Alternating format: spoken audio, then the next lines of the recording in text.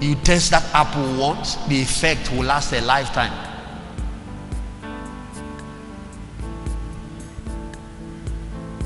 But the other ones, they may not be from marine world necessarily, but it's still the same thing to derail you from your destiny. Samson, that was a deliverer, born to set a nation free, born to change the destiny of his generation and deliver the children of Israel from the Midianites. One small girl.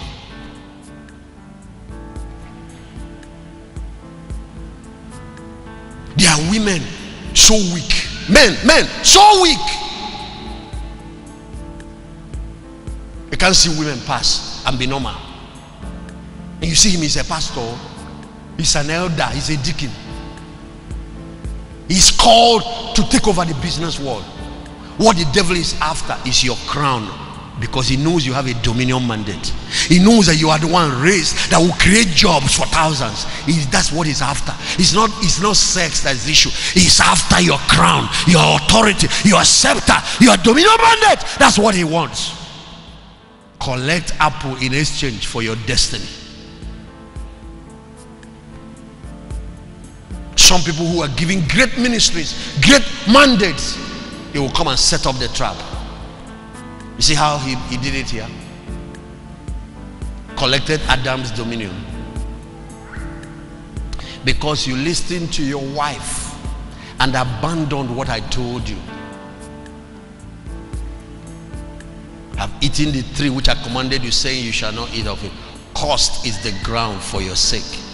In toiling you shall eat of it all the days of your life. Men and women, I want to tell you, if you're toiling in your career, you're toiling in business, it's not the plan of God. That's not authentic life. We're going to tackle it, because we're going to wipe that stuff. I said a change of life in 72 hours. That's not the authentic life. It's not work that is the problem. It's somebody working and there is nothing to show for it. Some even make the money end of the month. Where did the money go? They can't tell you.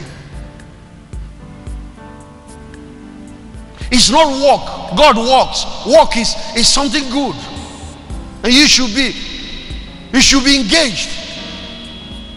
The issue is a cost business, a cost ground. Which ground are you tilling? Ministry, business, career, whatever it is. It's toiling and sweating. I want to say it again. Everything the first Adam caused, the second Adam came to reverse it. He did something to reverse these problems. He said, in toiling you shall eat of it all the days of your life. Look at verse 18. Thorns and thistles he shall bring forth for you. You shall eat the herbs of the field. And of course he said, this is what will continue till you go back to the dust. Go on to the next verse. The sweat of your face you shall eat bread till you return to the ground, for out of it you were taken. For dust you are, and dust to dust you shall return. Some people have been in that state 20 years now. God sent me your way this weekend to stop it. I said, God sent me your way this weekend to stop it. Just cooperate with God in this 72 hours. You will see. You will thank whatever got connected our paths this weekend. Now, some have been in it 10 years. Some have been in this state 7 years. If you are in the range of 7 down, thank God you have not really. If you see people that have born 40 years in the wilderness, you see a man is 70. He has nothing to show for all the years he spent walking. Not even a plot of land. You see a man, he's 70. He has nothing to show for all his years in business. He's still a tenant at 70.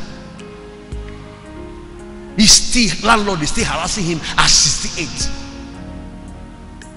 You see some of them, they are subjected to all kinds of harassment. Pension line, they will stand in the line. Some faint. The last time they came, about 3 died in Lagos. I read the newspaper, 3 again died in Ibadan. Some of their colleagues were agitated, because if he doesn't get that,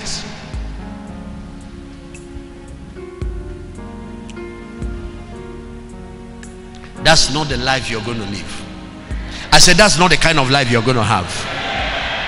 if not, it would have been better that Jesus did not come. If this thing was not addressed, then what's the purpose of the cross? If you don't know, that's what the ad idem is, where you diagnose the problem. The cross is where you find the solution.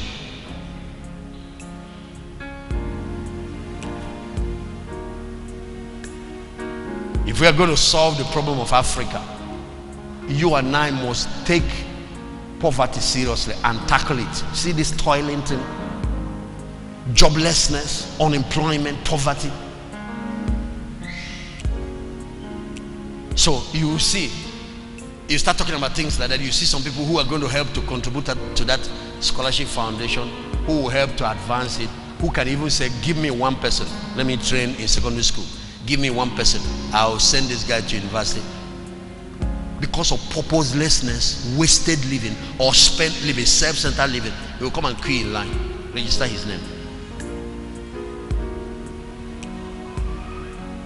But there are bright young men who can contribute to the future, but they don't have the means.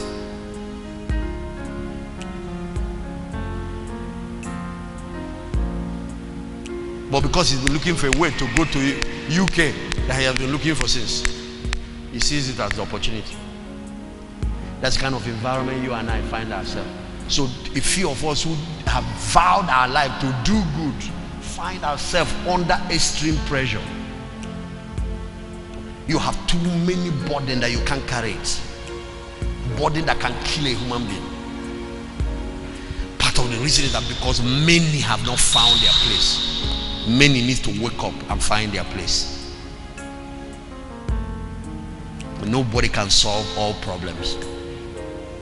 See, when your pen finishes writing, when it comes to speaking, it takes back seat. It's time for Mike. When Mike finishes, when it comes to dressing, you take the suit. Every one of us has one function or another. One thing you are created to do. You have a purpose. You have a purpose. That purpose is a problem you are created to solve.